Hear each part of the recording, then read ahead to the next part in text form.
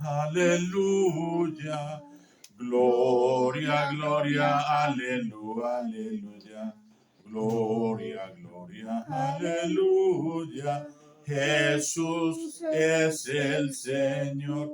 Miren a mi siervo a quien sostengo, a mi elegido en quien tengo mis complacencias. En él he puesto mi espíritu para que haga brillar la justicia sobre las naciones. Gloria, gloria, aleluya. Gloria, gloria, aleluya, aleluya. Gloria, gloria, aleluya. Jesús es el Señor. El Señor esté con ustedes. Y con tu espíritu. Lectura del Santo Evangelio según San Lucas. Gloria a ti, Señor.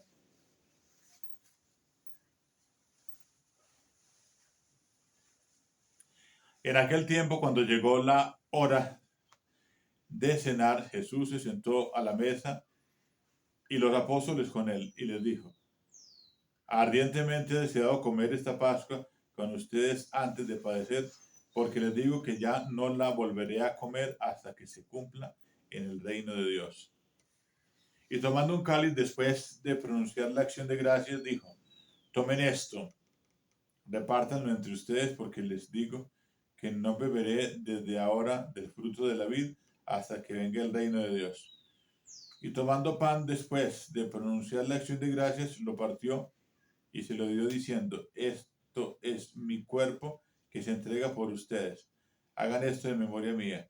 Después de cenar hizo lo mismo con el cáliz, diciendo: este cáliz es la nueva alianza en mi sangre, que es derramada por ustedes. Pero miren, la mano del que me entrega está conmigo en la mesa, porque el Hijo del Hombre se va, según lo establecido, pero hay de aquel hombre por quien es entregado. Palabra del Señor. Gloria a ti, Señor Jesús. Tu palabra, Señor, es la verdad, y tu ley nuestra libertad. Tu palabra, Señor, es la verdad, y tu ley nuestra libertad.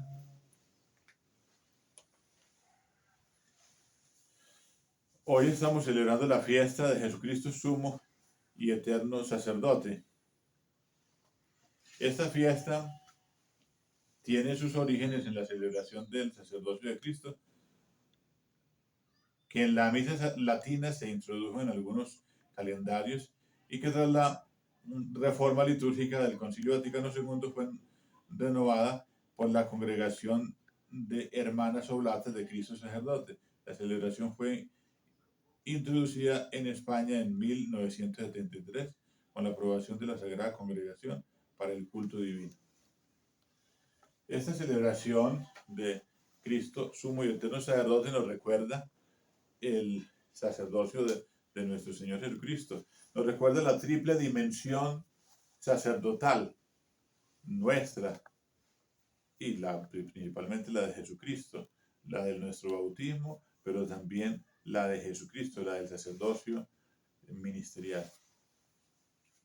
Sacerdote, profeta y rey. Sacerdote eterno según el rito de Melquisedec.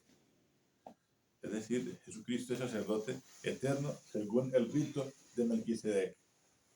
Y ese sacerdote es también, como decimos y como lo hemos repetido seguramente muchas veces, es víctima y altar. Es sacerdote, víctima y altar.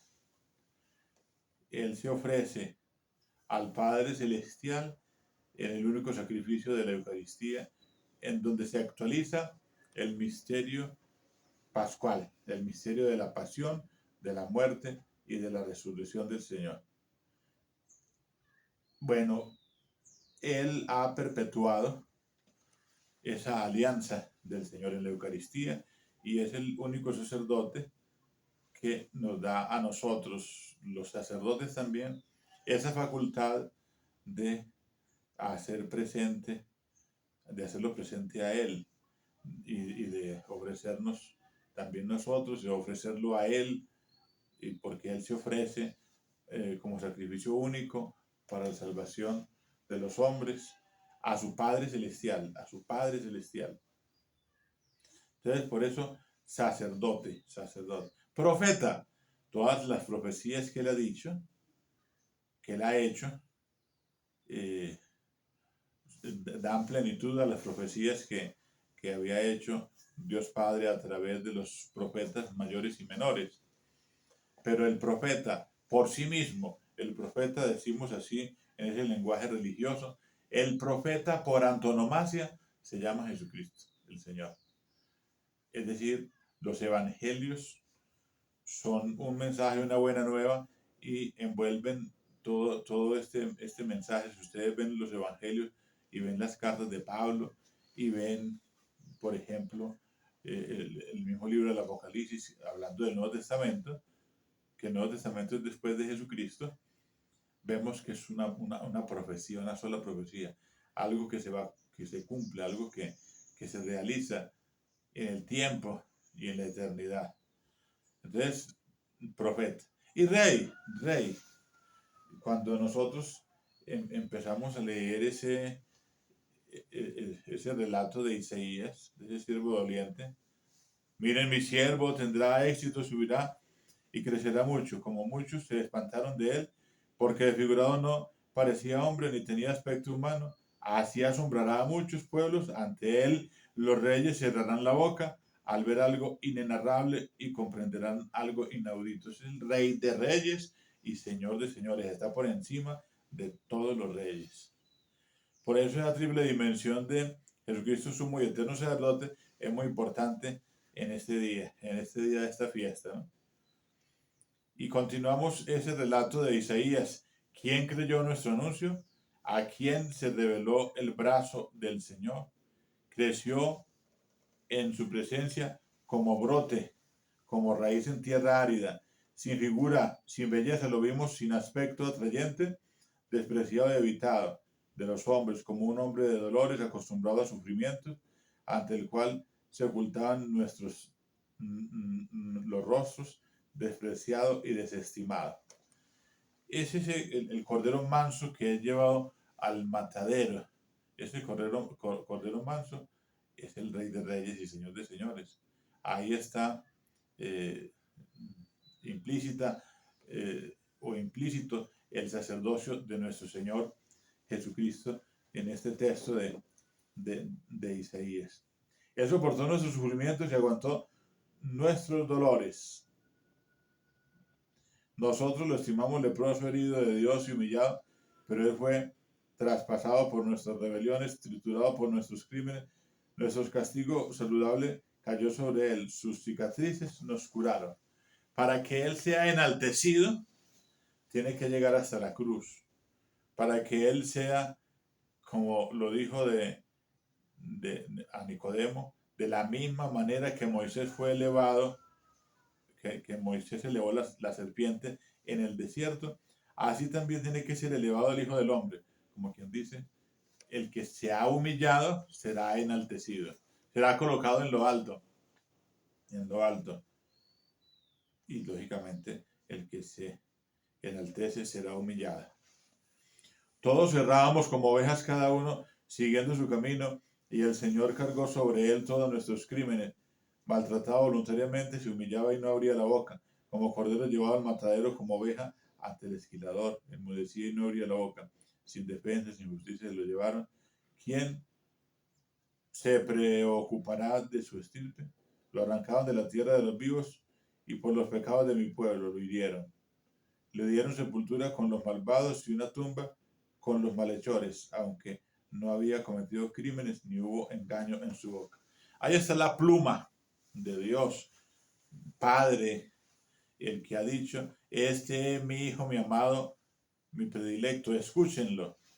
Y el mismo Padre Celestial, a través de Isaías, con su pluma, se está deleitando, con su sabiduría se está deleitando y está enalteciendo a su propio Hijo y está con anterioridad dando a conocer al mundo lo que ha de acontecer en su Hijo y cómo tiene que acontecer y de qué manera y en qué circunstancias y bajo qué exigencias, hasta entregar su propia vida, hasta amar a Dios Padre, hasta amar a toda la humanidad, hasta el sufrimiento, hasta la muerte. Y por eso decimos que Dios nos ha amado tanto que nos entregó a su propio Hijo.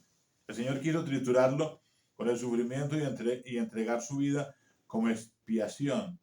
Verá su descendencia, prolongará sus años. Lo que el Señor quiere prosperará por su mano. Por los trabajos de su alma verá la luz. El justo se saciará de conocimiento. Mi siervo justificará a muchos, porque cargó con los crímenes de ellos. Le daré una multitud como parte y tendrá como despojo una muchedumbre, porque expuso su vida a la muerte y fue contado entre los pecadores. Él tomó el pecado de muchos e intercedió por los pecadores. Entonces nos relatan aquí esa expresión muchos en varias ocasiones, ¿no? Entonces, mi siervo justificará a muchos que cargó con los crímenes de ellos. Entonces viene muchos, viene multitud, le daré una multitud como parte y tendrá como despojo una muchedumbre, vuelven y hablan de la muchedumbre, porque expuso su vida a la muerte y fue contado entre los pecadores y tomó el pecado de muchos y intercedió por los pecadores. Por eso es que entregó su sangre por vosotros y por muchos, como quien dice, por los que están ahí con él como testigos de la cruz, pero también por muchos, por una multitud. El Apocalipsis habla de un número determinado, 144,000, seguramente son miles y miles y miles, porque eso significa pues 144,000, pero tenemos la oportunidad todos en el designio de Dios, en la presencia de Dios, en el poder de Dios, en la omnipresencia de Dios, en lo que Dios sabe que es para Él todo es un eterno presente. Sabe quiénes van a creerle, quiénes van a buscarle, quiénes van a entregarse, quiénes van a dar la vida, quiénes van a imitarle, quiénes van a seguirle, quiénes van a hacer la santa voluntad del Señor, de Dios. Y hoy, pues, en esta fiesta grande, ese sacerdote, profeta y rey, ese sumo y eterno sacerdote, se ha quedado con nosotros. Se ha quedado con nosotros en el sagrario. Se ha quedado con nosotros en la Eucaristía. Hagan esto en memoria mía hasta que yo vuelva, hasta que yo vuelva. Qué interesante es todo esto. Por eso tenemos que perseverar. Por eso tenemos que orar. Por eso tenemos que contemplar este gran misterio. Por eso no debe ser un misterio el sacerdocio de nuestro Señor Jesucristo. Por eso no debe ser un gran misterio su vida, su entrega, su donación, su sacrificio, su cruz. Por eso su sacerdocio se habla de que es eterno, eterno. No es un sacerdocio que ya se acabó en el Antiguo Testamento. Los sacerdotes del Antiguo Testamento ya murieron y ya pasaron a la historia. Pero el sacerdocio de nuestro Señor Jesucristo permanece por siempre y para siempre, se prolonga por siempre y para siempre. El sacerdocio de nuestro Señor Jesucristo. Estamos hablando del término sacerdocio, ¿no? Todos los sacerdotes nos vamos a morir, pero esa palabra grande, sacerdocio, va a permanecer por siempre y para siempre, y entonces ahí nos vamos a albergar si así es la santa voluntad de Dios, porque eso es a lo que aspiramos todos, a albergarnos ahí, en ese sumo y eterno sacerdote que se ha ofrecido por mí y que se ha ofrecido por ti, que se ha ofrecido por nosotros y que se ha ofrecido por la humanidad, y que muchos van a alcanzar la salvación, muchos van a alcanzar la salvación eterna, van a alcanzar la redención gracias a el sacrificio de Jesucristo en la cruz. Recordemos, sacerdote, víctima y altar, pero también sacerdote, profeta y rey.